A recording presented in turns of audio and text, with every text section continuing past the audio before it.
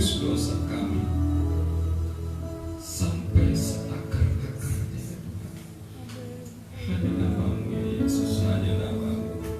Segala lutut boleh bertemu, segala lidah boleh mengaku Engkaulah Raja di atas segala raja, Engkaulah kebenaran di atas segala kebenaran. Haleluya, haleluya.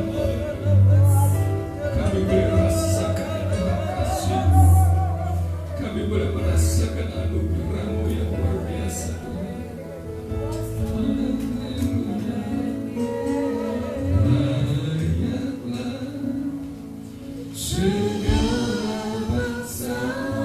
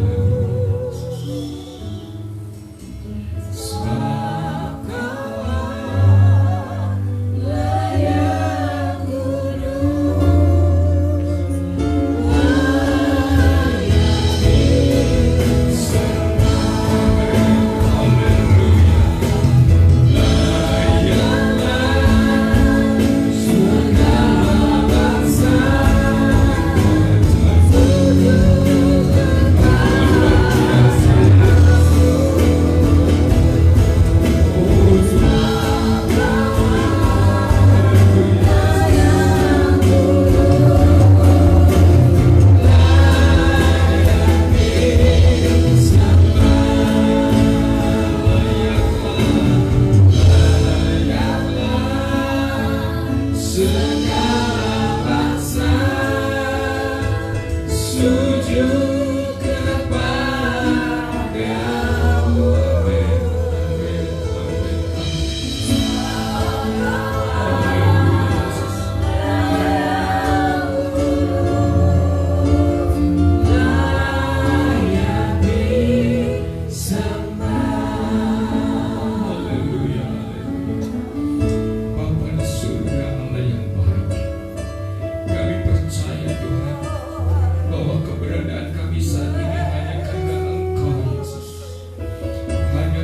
kasih-Mu yang luar biasa yang telah kami alami. Oh Tuhan, hanya karena Engkau Yesus kami ada.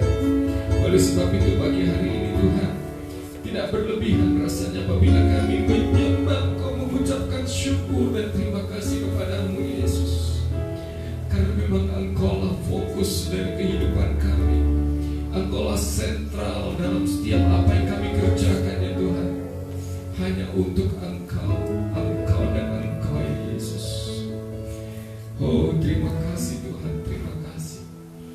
Oleh sebab itu Tuhan, pagi hari ini kami percaya Engkau sudah hadir di tempat ini.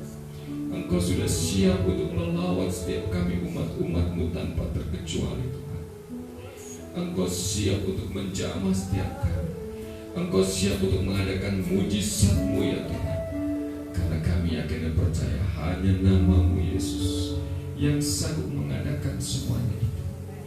Tuhan, kami siap memuji menyembah. Kami siap mempermuliakan nama-Mu pagi hari ini. Segala roh-roh lain yang ingin mematahkan kuasa ilahi pada saat ini, oh Tuhan, kami usir kekuatannya di dalam nama Yesus. Dalam nama Yesus kami percaya Tuhan, hanya kuasa-Mu yang ada di ruangan ini, di hati dan di pikiran kami Tuhan. Beracaralah ya Tuhan, kami serahkan otoritas ibadah pagi hari ini, dari awal, pertengahan, hingga akhirnya. Bahkan sampai kami tiba di rumah, bahkan sampai selama-lamanya, kami serahkan hanya kepada-Mu ya Tuhan. Karena hidup kami ada dalam otoritas-Mu Yesus. Terima kasih Tuhan, terima kasih.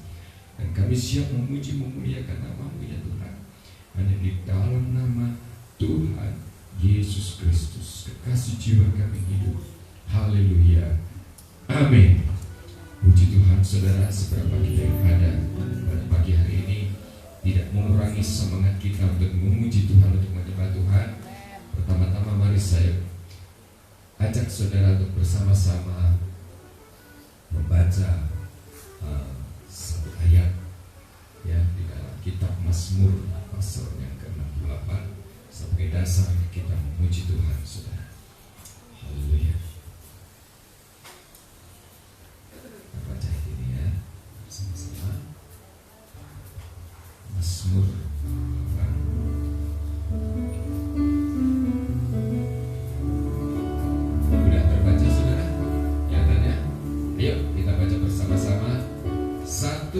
2, 3. Allah adalah dahsyat dari dalam tempat kudusnya, Allah Israel. Dia mengaruniakan kekuasaan dan kekuatan kepada umatnya. Terpujilah nama Allah. Beri kemuliaan buat Allah kita, Tuhan Yesus Kristus. Haleluya.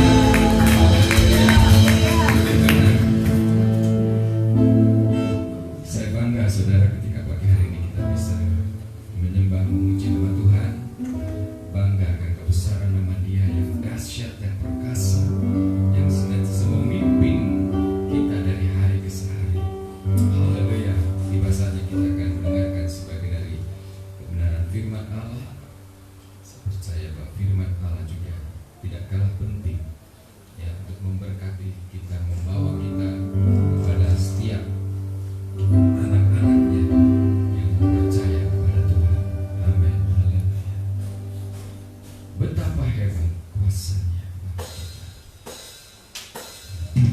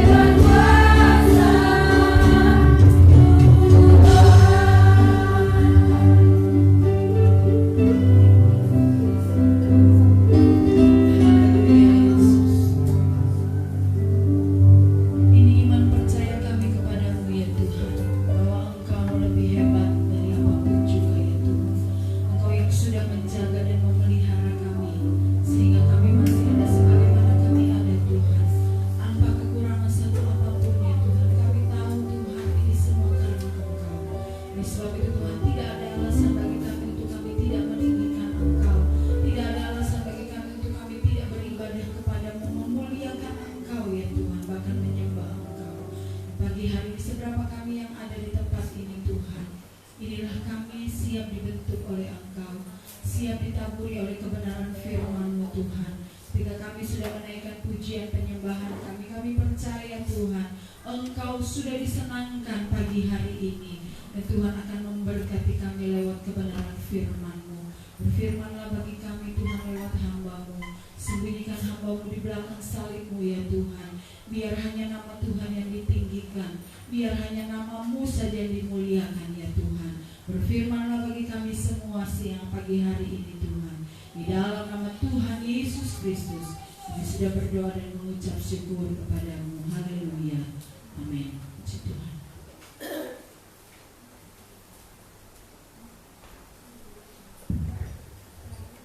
Selamat siang Bapak Ibu sekalian yang dikasihi Tuhan. Apa kabarnya? Puji Tuhan.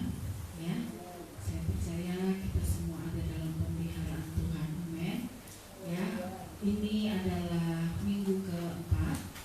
Ya, bulan November ada 5 minggu.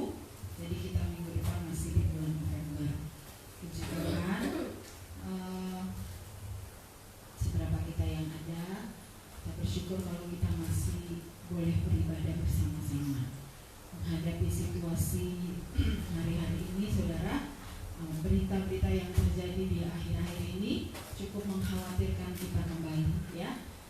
Tidak perlu saya jelaskan, saudara pasti mengikuti berita yang ada, perkembangan yang ada, ya. Bagaimana berita di TV, mungkin saudara dengar di radio, atau ya saudara baca di detik.com, atau ya banyaklah sekarang ya yang terjadi, yang dalam tanda kutip cukup mengkhawatirkan kita mendekati perayaan Natal kita. Ya, saudara maksud mudeng ya dengan apa yang saya maksudkan.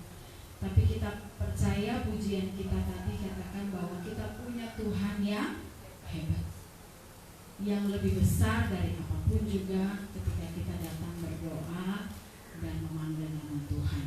Ya, dan puji Tuhan, pagi hari ini kita langsung saja buka dalam Alkitab kita. Satu tema yang saya angkat, bahwa hari ini masih ada mujizat. Amin. Berapa saudara yang masih percaya kalau hari-hari ini masih ada mujizat Tuhan? Amin.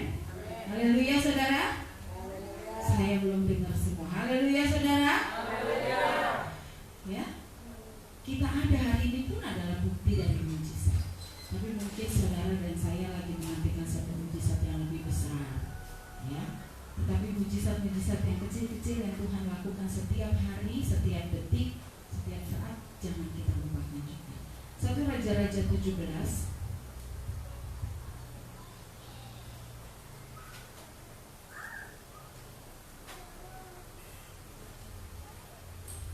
Raja-Raja 17 ayat 8 sampai 16. Kita akan baca bergantian. Saudara boleh bangkit berdiri. Perikopnya tentang Elia dan janda di Zarephat. Ini saya sudah pernah bawa, tapi saya coba kupas sekali lagi dari hal yang lain. Ya, ayat 8 saja kita mulai baca sampai ayat 16. Bergantian dengan pria dan wanita. Wanita dulu ya. Kita akan baca bersama-sama ayat yang ke-8. Sudah ketemu semua? 1 Raja-Raja 17 ayat 8 sampai 16. Demikian firman Tuhan. Wanita mari bersama dengan saya. 1, 2, 3.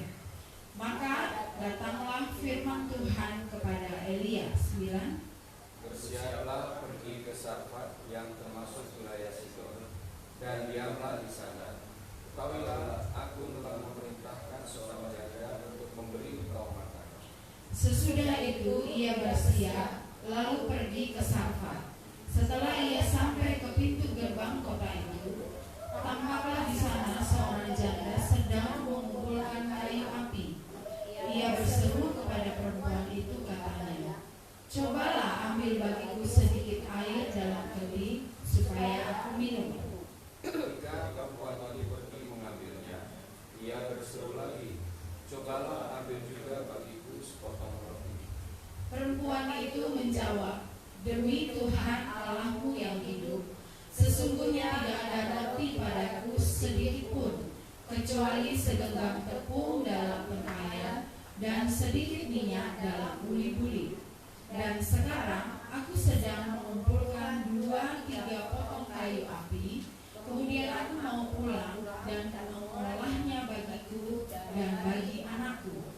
Dan setelah kami memakannya, maka kami akan mati. Tetapi Elia berkata kepadanya, janganlah takut, pulanglah, buatlah seperti yang kau katakan. Tetapi buatlah lebih dahulu bagiku roti gandum kecil daripadanya, dan bawalah kepadaku, kemudian barulah kau buat bagimu dan bagi anak. Sebab beginilah firman Tuhan Allah Israel, tepung dalam tempayan itu tidak akan habis, dan minyak dalam buli-buli itu pun tidak akan berkurang sampai pada waktu Tuhan memberi hujan ke atas muka bumi. Lalu pergilah perempuan itu dan berbuat seperti yang dikatakan Elia. Maka perempuan itu dan dia serta anak perempuan itu mendapat makan beberapa waktu lamanya. Tepung dalam tempayan itu tidak habis, dan minyak dalam buli-buli itu tidak berkurang, seperti firman Tuhan yang diucapkannya dengan perantaraan Elia. Puji Tuhan. Saudara silakan duduk. Terima kasih kita sudah membaca firman Tuhan. Ya, sebagai pendahuluan bahwa pada zaman itu sudah menjadi cerita yang umum, saudara sudah nggak asing lagi mengenai janda di Sarfat. Terjadi kekeringan, hujan tidak turun selama 3,5 tahun, kelaparan.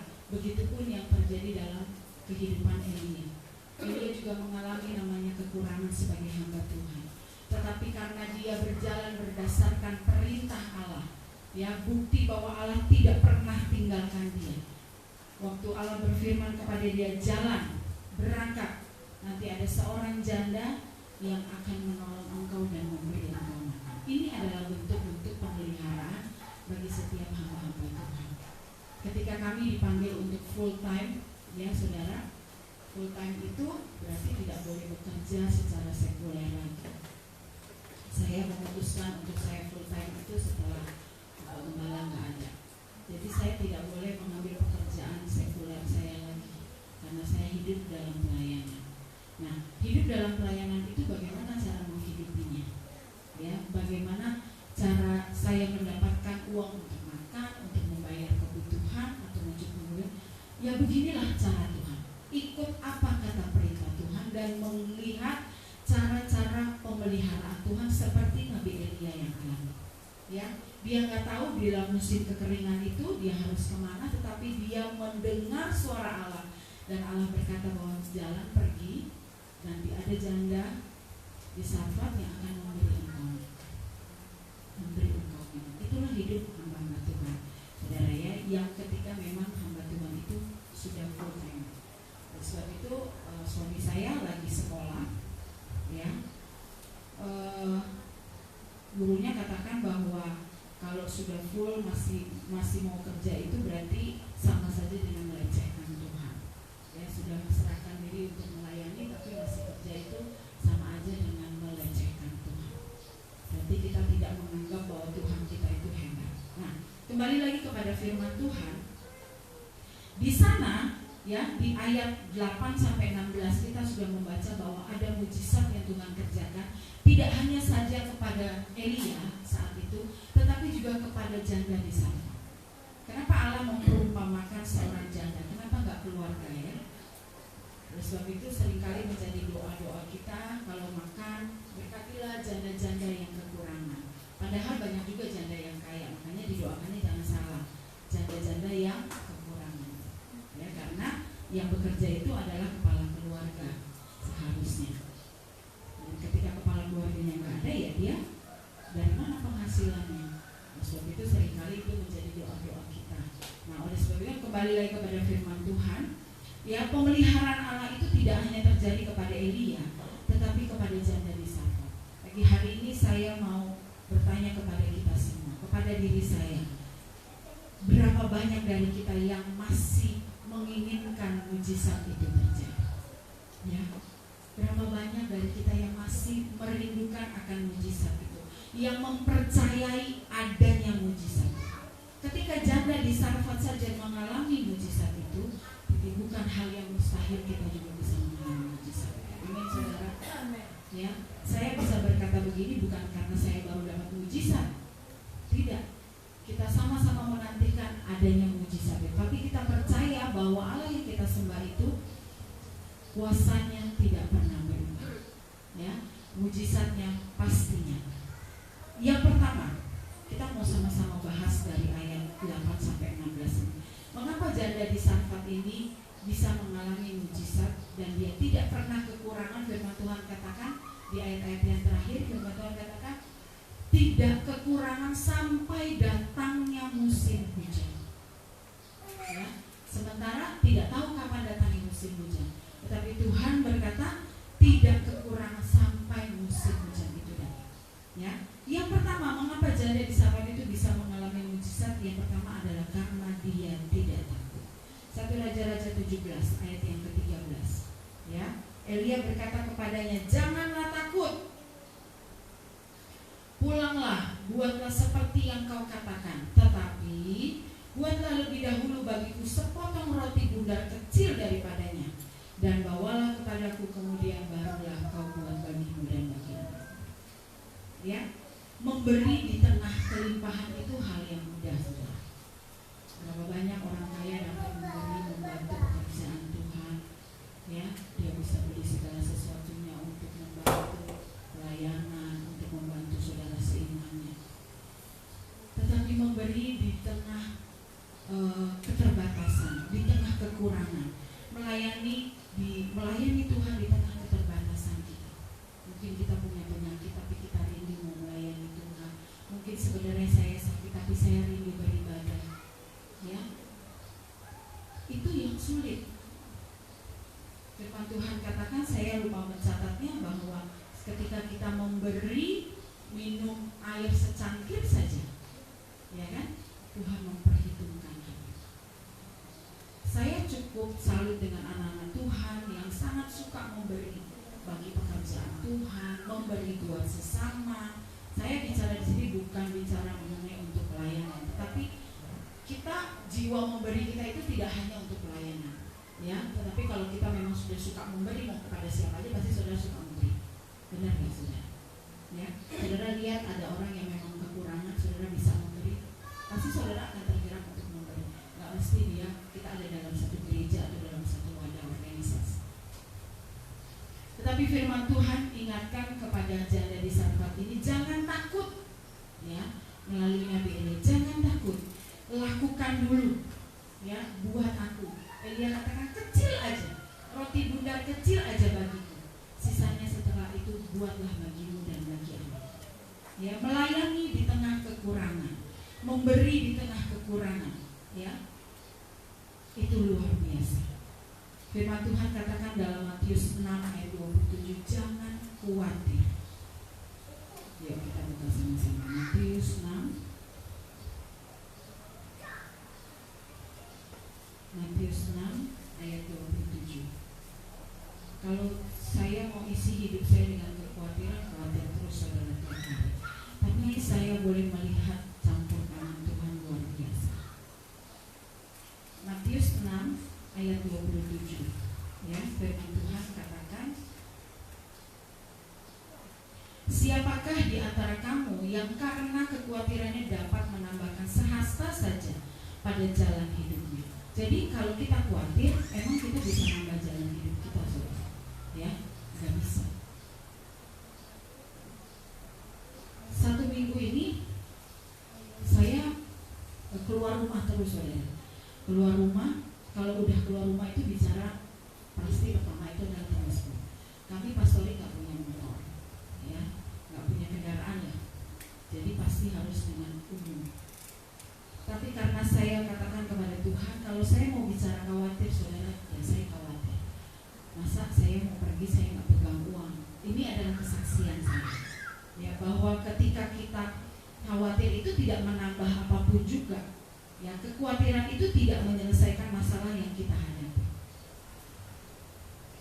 Saya harus pergi kemarin itu ke Bandung, saya harus pergi ke Barito, dan tadinya saya harus pergi doa puasa ke daerah Puncak. Itu namanya orang mau pergi, saudara, pasti harus pegang Saya nggak ngomong bohong, saudara. Saya tidak keluar uang sesen pun. Itulah bukti pemeliharaan Tuhan.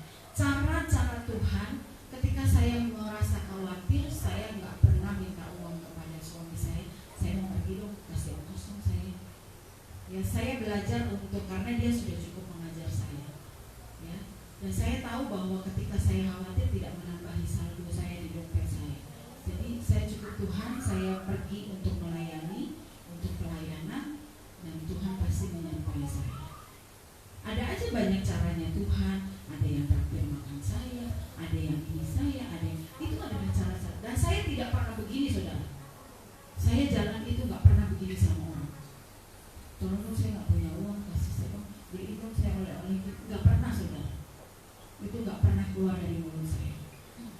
Kalau Tuhan suruh saya pergi, dan saya tahu Tuhan akan hantar saya sampai di rumah dengan selamat, tanpa kekurangan apapun juga. Saya bisa membuktikan bahwa kita belajar ketika kita memberi di tengah keterbatasan, ketika kita melayani dengan penuh keterbatasan, itu Tuhan akan mencukupkan. Selama kita melayani, firman Tuhan katakan jangan takut, ya, jangan takut dulu. Pertama itu jangan takut dulu. Memang awal-awalnya pasti akan, ini mau pergi nggak pegang uang sama sekali ya, nggak ketan-ketan 50 ribu sudah. Ya, saya kalau boleh bongkar ini ya, kemarin saya ke Bandung nggak sampai 30 ribu uang saya di dompet, ya, dan kembali juga segitu. Karena memang saya pergi memang karena ada urusan, dan saya bukan untuk pergi jalan-jalan. Kalau jalan-jalan itu beda, saudara memang harus punya.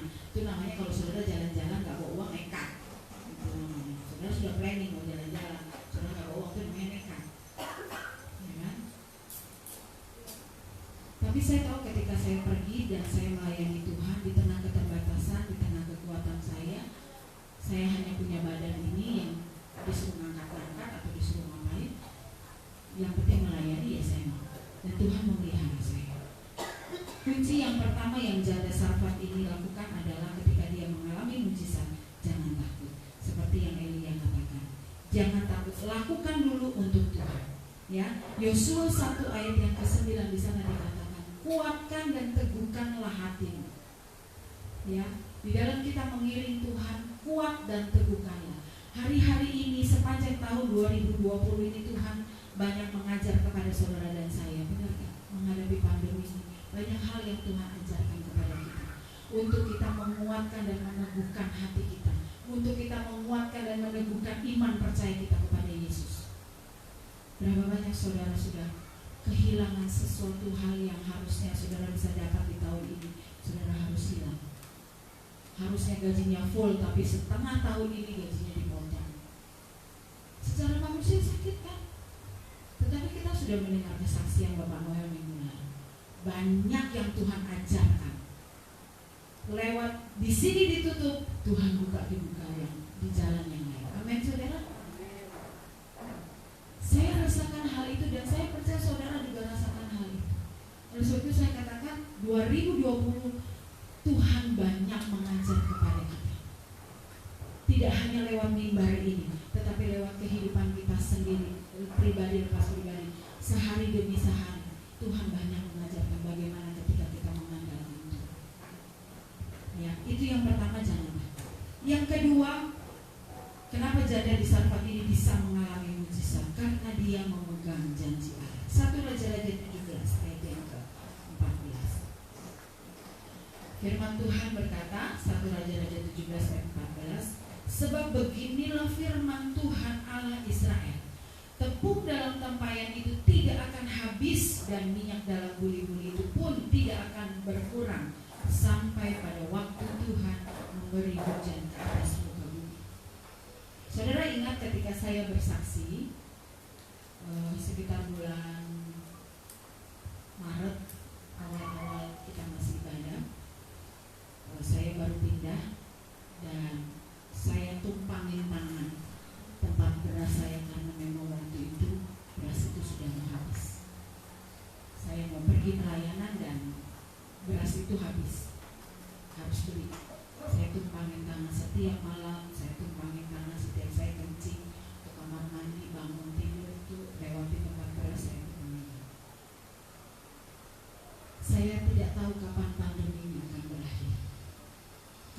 sorry, 2 minggu lalu sempat berasnya hampir habis. Terus saya bilang sama Ibu Gembala udah mulai itu. Wah, panas segini kan beras. Saya bilang, dalam nama Yesus tidak akan kekurangan. Minggu lalu saya dapat 20 kilo, saudara. Tuhan memelihara. Kita tidak tahu sampai kapan pandemi ini berlalu. Tetapi seperti apa yang firman Tuhan katakan kepada janda di Sarfat ini, itulah yang menjadi firman kita siang hari ini. Bahwa tidak akan kekurangan sampai waktu Tuhan memberikan hujan. Kita tidak akan kekurangan sampai Tuhan memberikan hujan berkat kita. Tapi kita bisa membeli itu sendiri. Ya, yang penting Elia katakan kepada janda di Sarfat ini, dan janda Sarfat ini memegang janji Allah. Elia menyatakan janji Allah. Janji ini yang menjadi pengharapan baru bagi dia. Janji ini juga yang menjadi pengharapan baru bagi saudara dan saya. Mata janda di Sarfat ini memandang kepada janji Allah, dan saya percaya saudara dan saya juga memandang kepada janji Allah. Saya dengar satu khotbah hamba Tuhan, berapa banyak tiket yang dia harus cancel dalam tahun 2020. Itu kerugiannya luar biasa, saudara. Dia harusnya pergi berkhotbah di sana, ya. Berapa banyak gereja yang sudah membatalkan KKR-nya untuk mengundangnya. Banyak orang kerugian, saudara. 2020 itu banyak menjual aset-aset. Banyak sekali yang hanya kita nggak tahu aja, ya. Tetapi kalau saudara dan saya masih ada, kita pegang janji Tuhan bahwa Dia tidak pernah tinggalkan kita. Keadaan saat ini mungkin belum membaik, ya. Mungkin sudah mulai membaik, tapi tidak semua, belum rata lah. Ya, orang masih banyak pengangguran, bahkan usaha juga masih mulai merangkak lagi. Tetapi sebagai anak Tuhan kita punya janji Tuhan. Di dalam Tuhan masih ada hari esok. Ada amin gak, saudara? Di dalam Tuhan masih ada hari esok. Ada amin, saudara? Mazmur 12 ayat 7 dan 8.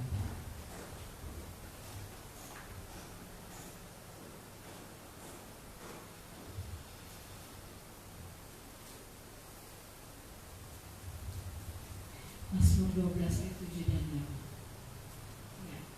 Janji Tuhan adalah janji yang murni. Perhatikan saudara, ya. Janji Tuhan adalah janji yang murni. Bagaikan perak yang teruji 7 kali dimurnikan dalam dapur peleburan bertanah. Jadi janji Tuhan itu adalah janji yang murni. Mungkin janji saya itu gak benar lah, tapi janji Tuhan itu adalah janji yang murni. Janji manusia mungkin bisa mengecewakan, tapi janji Tuhan adalah janji yang murni.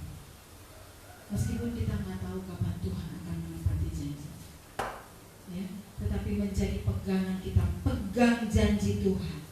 Hari ini saya bisa berkata seperti ini, saudara. Tadi malam saya sharing dengan seorang hamba Tuhan yang kebetulan datang ke pastori. Dia kata, aduh, hari-hari ini sulit Mas Eko. Saya gamblang aja, saudara. Saya bilang saya udah berserah Pak sama Tuhan. Dan saya tahu Tuhan gak akan bilangin saya.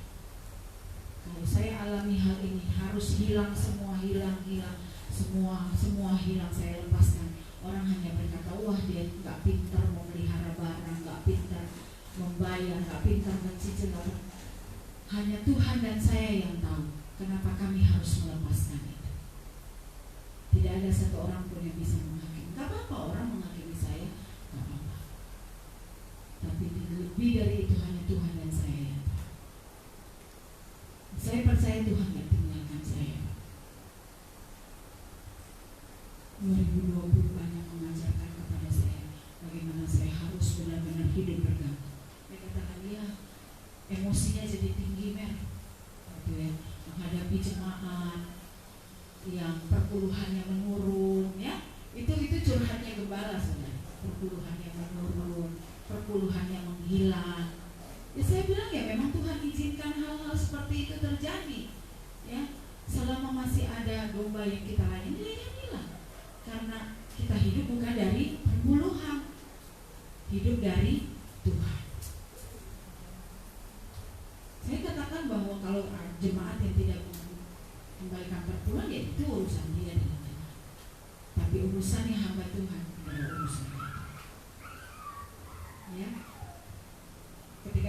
kami sering kan kita ngobrol begitu saudara ya, bahwa memang hari-hari ini bukan hanya cuma Tuhan saja yang berat, kita juga hamba-hamba Tuhan juga berat, tapi bagaimana intensitas kita kepada Tuhan, hubungan pribadi kita kepada Tuhan semakin mendekatkan diri kepada Tuhan.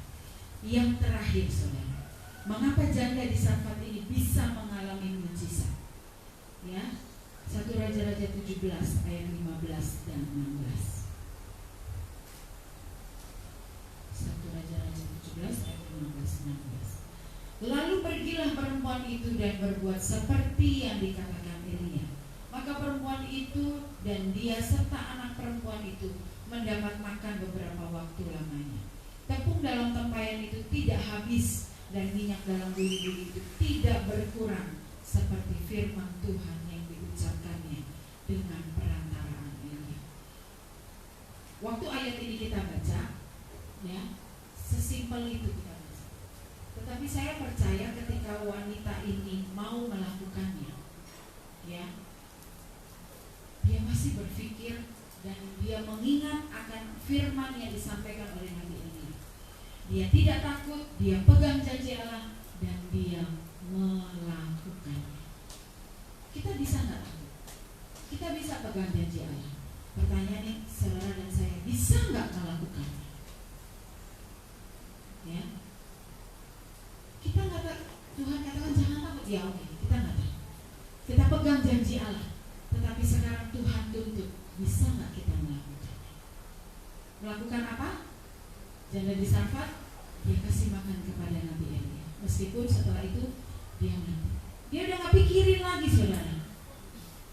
Tetapi dia melangkah dengan iman. Saat ibu janda ini mendengar janji Allah, dia tidak ragu-ragu melakukan apa yang Elia suruh. Ya, perintah Elia itu sepertinya nggak masuk akal. Egois, Elia itu egois. Yang dia pentingin hanya perut dia nggak pentingin janda dan anaknya. Tetapi puji Tuhan, ibu janda ini tidak berpikir seperti itu. Dia ingat janji Tuhan, dia tidak takut dan dia melangkah dengan iman. Dia melakukan apa yang Elia perintahkan. Dia membuat roti bagi Elia terlebih dahulu, baru setelah itu bagi dia dan anaknya. Kadang-kala kita kalau kita mau hitung uang kita, buat Tuhan udah nggak dapat. Karena apa? Karena apa? Karena pengeluaran yang sudah makin banyak. Aduh, pengeluaran banyak, kayaknya nggak bisa kolektor. Soalnya belum beli ini, belum beli ini. Saudara bandingkan dengan Markus 12 ayat 41-44 tentang pemberian dari seorang yang miskin. Firman Tuhan katakan di dalam Markus itu, Yesus melihat kotak persembahan. Bayangin saudara, saudara memberi persembahan, pernah gak WL saudara liatin saudara masukin kolektor? Tapi di Markus itu dikatakan Yesus melihat persembahan. Orang maju ke depan memberikan persembahan itu sementara dilihatin Tuhan Yesus. Saat itu saudara bisa buka dalam Markus. Dan Yesus melihat, karena dilihat Yesus kan, masih persembahannya gede-gede semua. Wah, 100.000, besar-besar. Tapi ada seorang wanita yang miskin. Dia hanya memberi satu logam kecil yang memang itu pecahan terkecil pada waktu itu. Dia nggak malu sama Yesus, dia nggak suka dengan kotak tersebut. Tapi Yesus katakan apa kepada murid-muridnya? Dia kaya dalam segala hal. Melangkah dengan iman. Ketika kita melakukan bagi Tuhan terlebih dahulu, nggak usah takut. Bagi Tuhan itu, ya kita memang mau menghadapi Natal, ya. Ini pasti kita akan banyak keluar uang saudara. Tapi kita percaya, ya, Tuhan akan mencukupkan segala sesuatunya. Menjadi doa kami setiap hari di pastori. Ya, nama saudara kami sebut. Setiap hari kami berdoa buat saudara. Biar Tuhan bukakan pintu berkat. Segala usaha saudara, segala pekerjaan saudara diberkati oleh Tuhan. Ya, saudara menjadi orang-orang yang kaya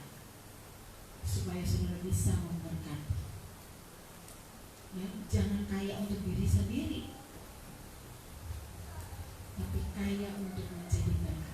Saudara diberkati, saudara memberkati. Ya, tidak akan pernah kekurangan.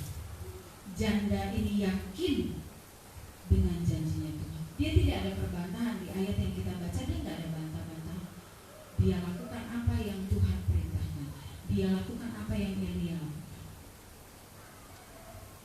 Hari-hari ini Tuhan bawa kita ke dalam hal kekurangan, bukan karena Tuhan lupa akan janji. Ibrani 11 ayat 1, saudara. Ya, saudara bukan. Iman adalah dasar dari segala sesuatu yang kita harapkan dan bukti dari segala sesuatu yang tidak kita lihat. Saudara dan saya masih beriman kepada Tuhan hari ini untuk segala sesuatu yang kita harapkan. Apa yang saudara harapkan? Berapa lama saudara mengharapkan itu dan tidak terpenuhi? Tapi kenapa saudara masih percaya Yesus? Karena saya tahu saudara pernah mengalami pertolongan Tuhan. Tapi sayang banyak anak Tuhan tinggalkan Yesus hanya gara-gara perkara kecil. Tapi saya mau bilang hanya gara-gara ujungnya adalah nggak jauh saudara. Apa saudara? Udah tinggalin Yesus, udah. Makanya ada firman Tuhan katakan, uang adalah akar dari segala kejahatan. Gara-gara uang suami istri bisa cerai. Gara-gara uang terjadi perselingkuhan. Ya kan? Gara-gara uang berapa banyak saudara? Ya kan, bunuh-bunuhan. Iman adalah dasar dari segala sesuatu yang kita harapkan. Kita harapkan apa saudara? Pertolongan. Masing-masing kita punya beban, masing-masing kita punya salib, masing-masing kita punya pergumulan. Ya, mau dari anak sekolah minggu sampai orang dewasa, semua punya pergumulan. Iman adalah dasar dari segala sesuatu yang kita harapkan dan bukti dari segala sesuatu yang tidak kita lihat. Hari ini kita menanti pertolongan Tuhan. Segala sesuatu yang belum pernah kita lihat, kita lagi nantikan. Ya, Tuhan bawa kita dalam hal kekurangan, bukan karena Tuhan lupa akan janjinya. Tuhan bawa kita dalam pergumulan hal yang besar. Menurut kita, itu bukan karena Tuhan bermaksud jahat, ya, tetapi supaya kita bisa mengerti dan kita mengandalkan Tuhan di atas segala-galanya.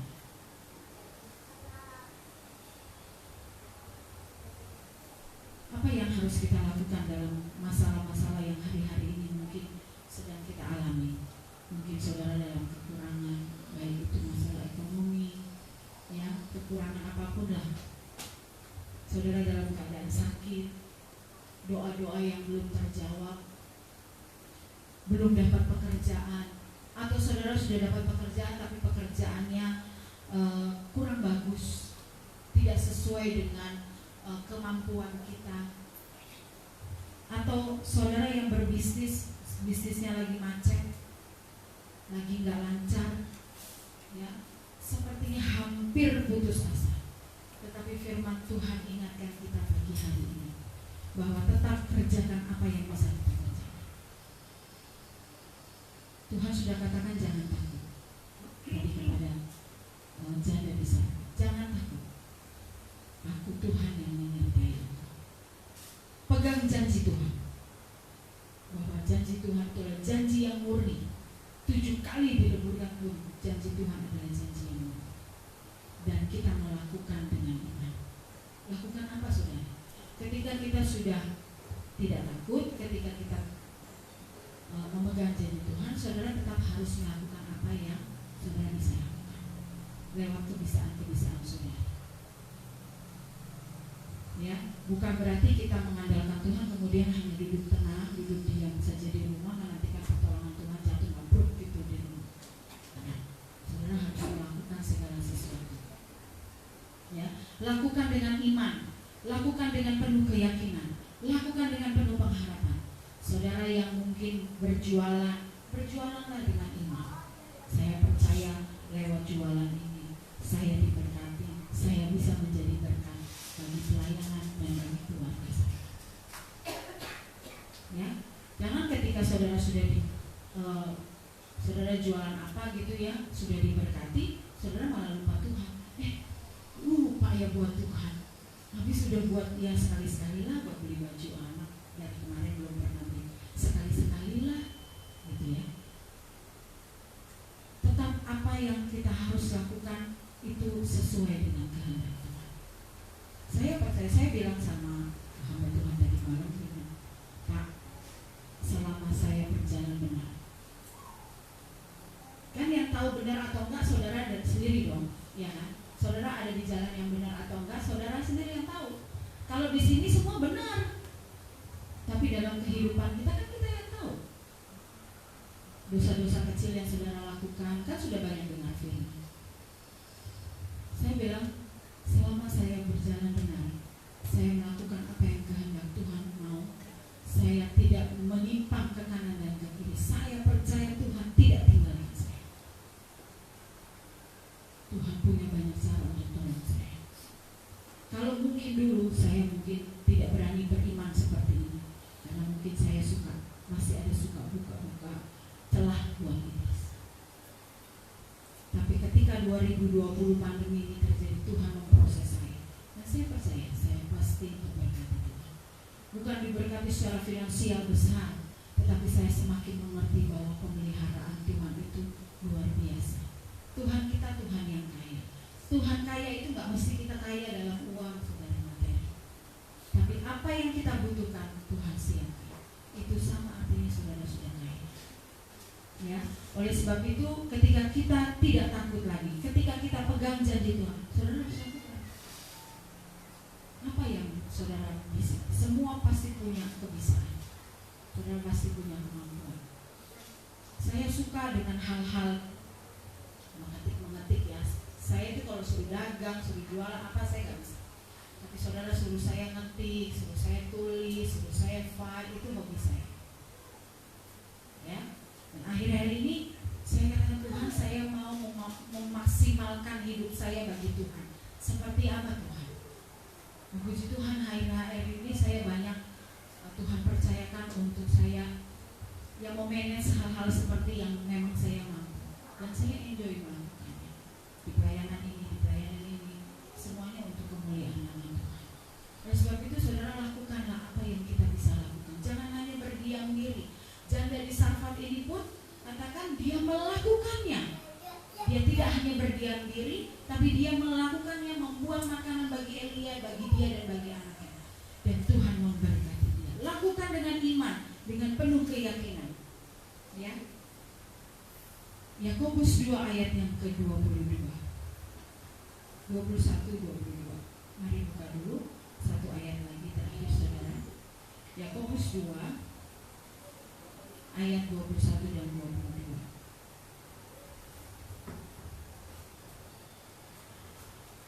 Firman Tuhan berkata, bukankah Abraham bapa kita dibenarkan karena perbuatan-perbuatannya ketika ia mempersembahkan Ishak anaknya di atas mezbah. Kamu lihat bahwa iman bekerja sama dengan perbuatan-perbuatan, dan oleh perbuatan-perbuatan itu iman menjadi sempurna.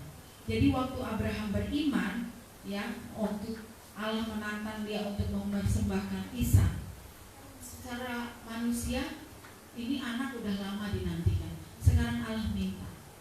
Tetapi dia beriman bahwa Allahku adalah Allah yang besar, Allah yang berkuasa. Dia tetap menyerahkan anaknya. Sampai pada saat dia mau diikat, Allah katakan ada ganti. Jadi iman itu berjalan bersama dengan perbuatan. Saudara tidak cukup hanya beriman saja, tetapi harus berbuat. Saya katakan kepada anak-anak saya juga begitu. Ya, kamu belum dapat pekerjaan. Apa yang bisa kamu lakukan? Lakukan. Nanti urusannya Tuhan yang akan menyempurnakan. Ya kan? Yosi lagi bergumul untuk pekerjaan. Nggak dapat pekerjaan, memang keterbatasan dia kok. Dan memang situasinya seperti ini, nggak bisa dipasang. Tapi saya bilang kamu bisa lakukan. Ada banyak sekarang fasilitas saudara ya di internet. Kalau saudara ikuti, jangan cuma melihat yang aneh-aneh. Jangan cuma ngikutin yang TikTok atau yang apa gitu. Tapi saudara browsing nih, ada banyak.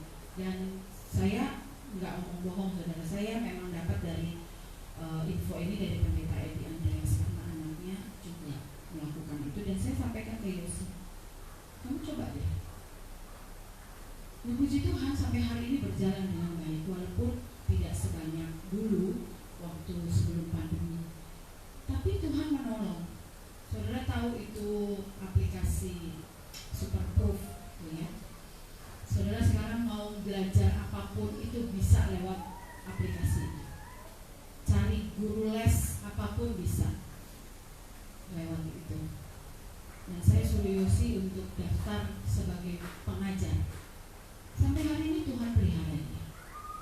Ada aja muridnya. Belajarnya nggak tatap muka saudara, tapi lewat Zoom. Baru-baru ini dia dapat murid anak Tuhan, dan dia katakan saya mau belajar main gitar untuk menyembah Tuhan. Nah, dia nggak mau yang ribet-ribet, nggak mau not balong, nggak mau naik. Ini pas cocok. Nah, jadi saudara, anak-anak muda, ayo gali kapasitas teknologi yang ada itu. Jangan cuma dipakai yang aneh-aneh untuk game online, boleh, nggak apa-apa, nggak masalah. Tetapi dari situ kita juga bisa, minimal bisa buat uang jajan sendiri. Saya bilang sama Yesus, kamu mau lepas terserah, tapi kan kamu nggak akan dapat uang dari saya. Apalagi dalam situasi seperti ini nggak mungkin mama papa kasih uang jajan kan. Ya, Tuhan berikan kita hikmat. Ya, Tuhan memberikan kita begitu banyak fasilitas. Orang tua memberikan begitu banyak fasilitas. Semua bisa kita dapati. Tetapi mau nggak kita melakukan? Mau dulu, saudara. Melangkah dengan iman. Tuhan yang akan menyempurnakan kita. Hari-hari ini memang dituntut kreativitas kita dengan Tuhan. Hubungan pribadi kita dengan Tuhan. Tuhan sudah katakan jangan takut, aku menyertai. Pegang janji Tuhan yang murni itu, yang tidak akan pernah Tuhan ingkari. Janji Tuhan adalah janji yang pasti. Dan kita mau melangkah dengan iman kita. Ayat yang terakhir, Yeremia 17 ayat 7 dan 8. Kita baca sama-sama dan kita bangkit berdiri. Saya mengundang pemain musik. Yesaya 17. Yesaya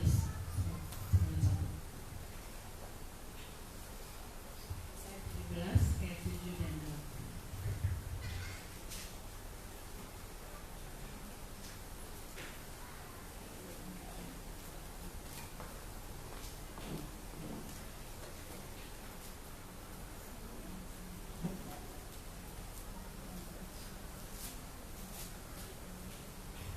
Maaf saudara, Yeremia benar.